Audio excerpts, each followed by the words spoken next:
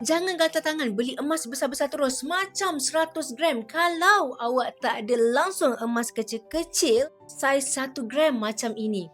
Why?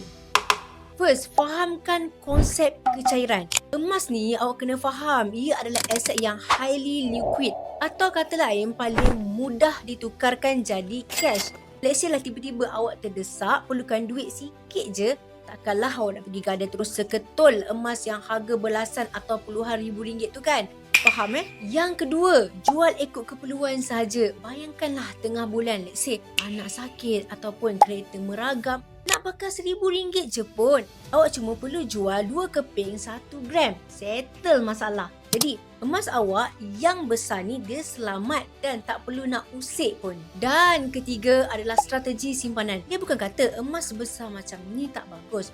Of course, ianya bagus for long term saving. Tapi, awak wajib ada item kecil ini sebagai tentera barisan hadapan untuk sebarang emergency. Kalau awak tanya Lia lah, pandangan Lia adalah I will prefer both. Jadi nak tak kalau Lia ajar macam mana nak kumpul emas kecil dan juga emas yang besar ini bermula serendah RM100 je.